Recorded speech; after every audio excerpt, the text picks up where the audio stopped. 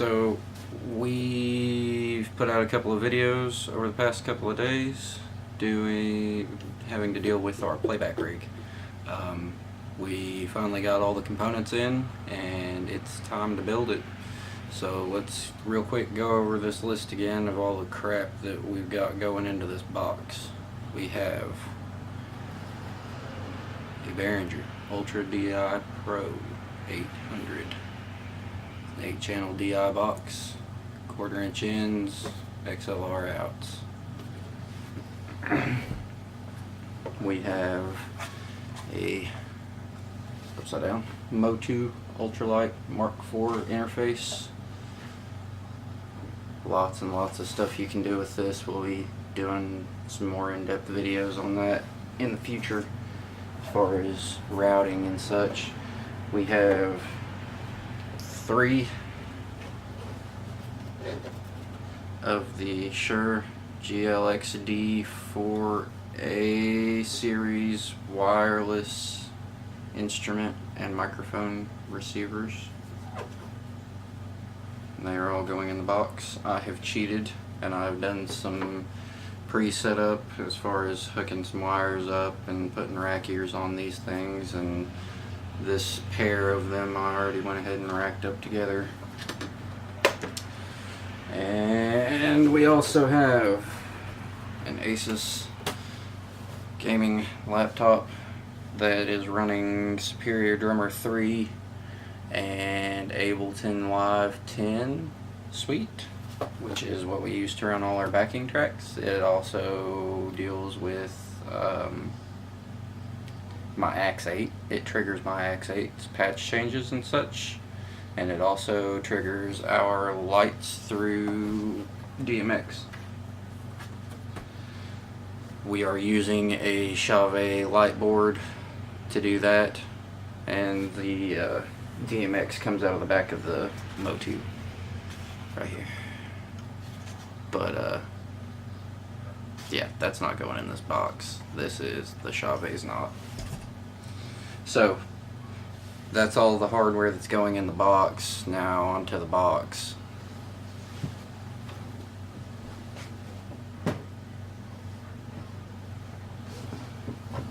Oh, no, it's not.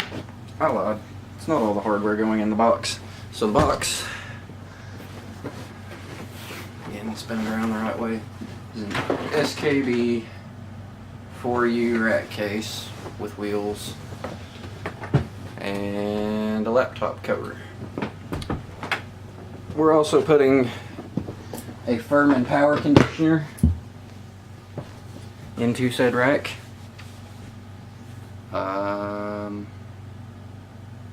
It's just not here in this pile of stuff. That's why I didn't. It's in the other rack, the main rack that we use for shows. So I'm gonna go get that and set this stuff up so that we can record putting it all in the box. You can already see I've got the Furman in here, the power conditioner. It's already there.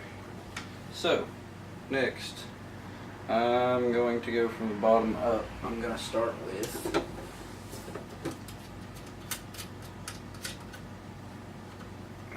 one of our wireless instrument packs, receivers.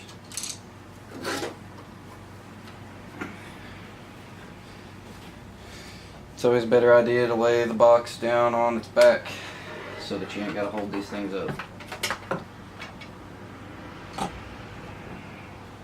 while you're trying to screw them in, fidget with them to get the holes lined up and all that jazz. You can also not screw them in yet and kind of play around. So we're going to go with the Shure, 2 of the Shures on the bottom, the wireless instrument units, and we're going to go with the DI Pro in between those. Now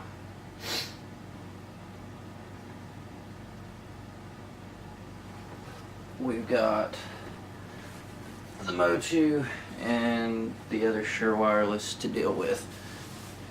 They're only half rack units and they can't join, so they're going to have to hang out in the box kind of just together in the same rack unit sandwiched between this other stuff.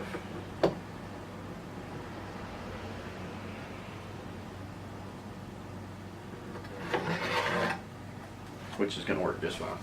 So, some other things you're going to need to do all this stuff is cables.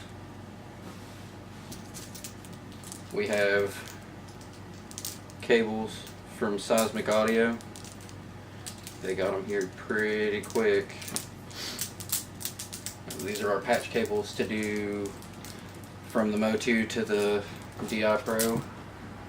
We have a 15-foot snake that runs out of the DI Pro to front of house. So this is how we get into the PA. Everybody runs to this on stage, and then we run from the DI Pro to front of house, and everybody's in there. Also got MIDI cable, which is going to control our lights. We've also got our USB for running the MOTU.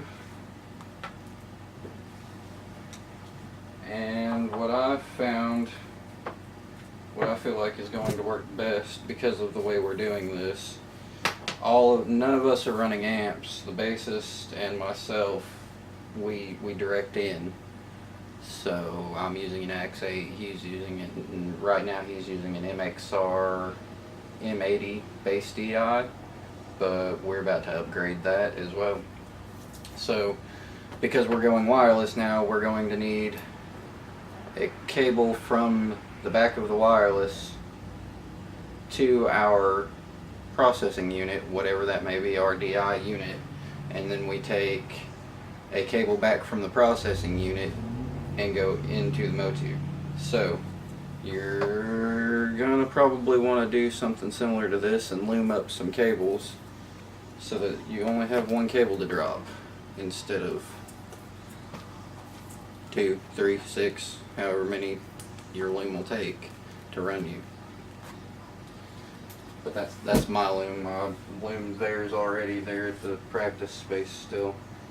We've also got all the rack mount screws and our antenna for our wireless unit.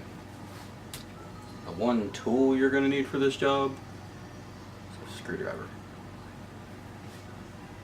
So, me personally, because I know I have to get these cables through to the back of the MOTU, and they have to go into the front of the Behringer. Half of them lives in the front of the rack case, the other half lives in the back of the rack case. So I just slid them down through one half. And they'll be perfectly fine. There's enough space underneath these left open that it won't hurt anything, and the units on the bottom don't put off heat either. So it's another plus. Wrong screw.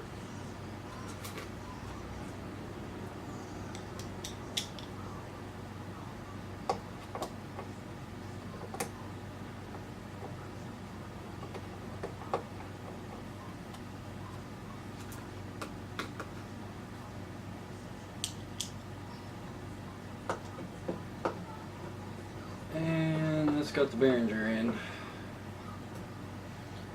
let's do the Shures.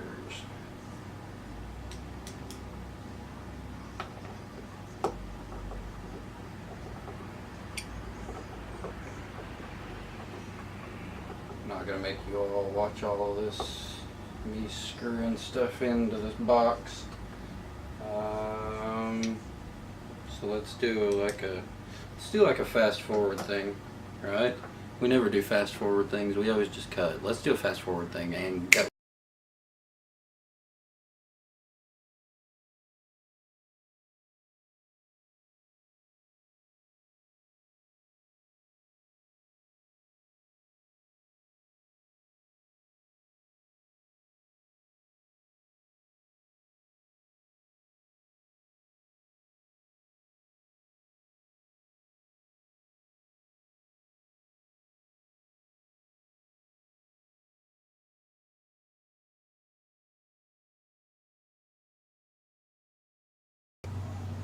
Alright, and that's full mount. Inside of this case anyways. And if you can see, like I said, there's some space there in between the bottom unit, so you can run those cables right out. Next step is routing. Alright guys, so this is the dark segment because we're in the back of this box and I can't really lay it on its face because it's got a bunch of expensive electronics in it already.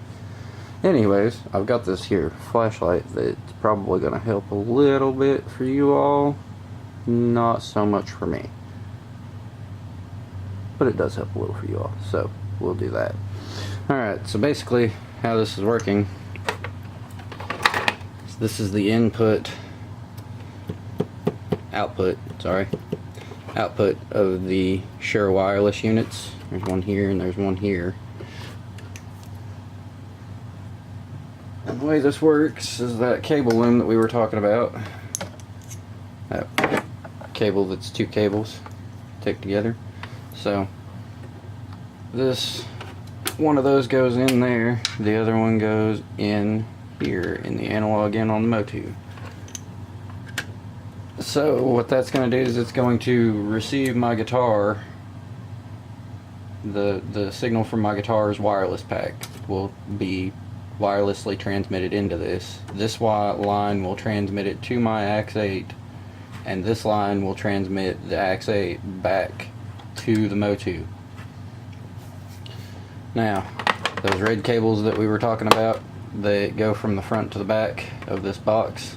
They get plugged in here in our output section. So one's left, one's right, and they go all the way down the line through 1 through 8 on outputs.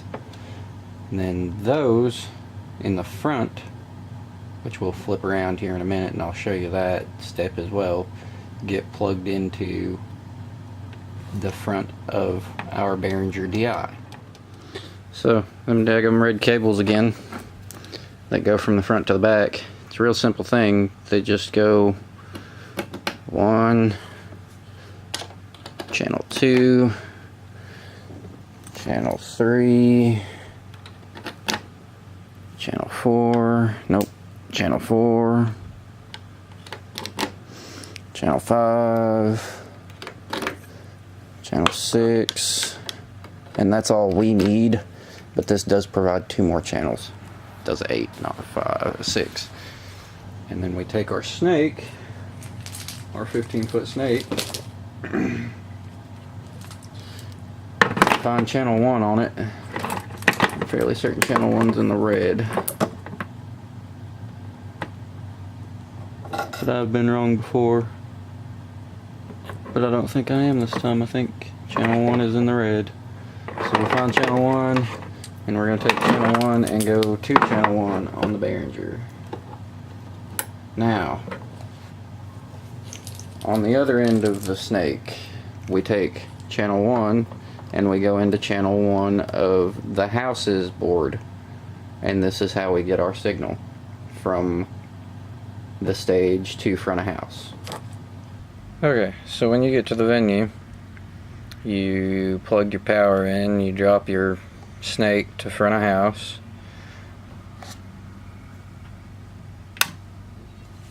flip the power switch on the power conditioner, turn on the MOTU, and boot the computer.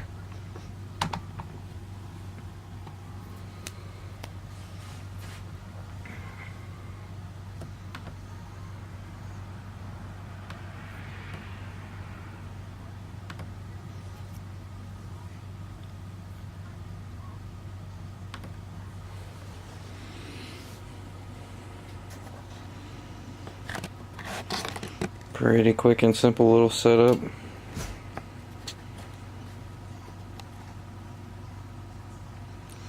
I did take the time to label the cables that go to the front as far as channels go.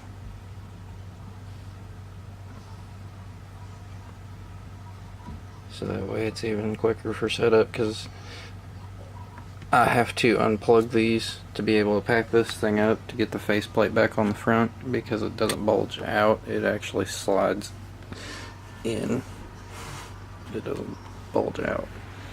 So, not a big deal, but I just went ahead and did that and took care of that for myself for future use.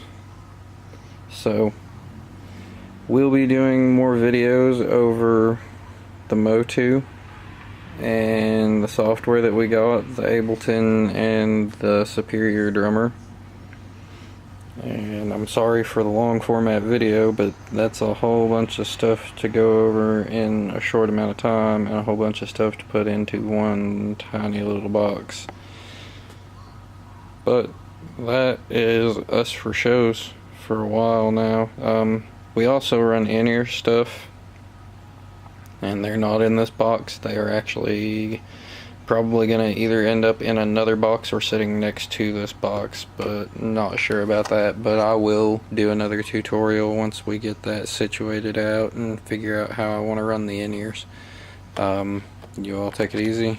Thanks for watching. Be sure to like and subscribe to the channel, and we will see you here soon for another video.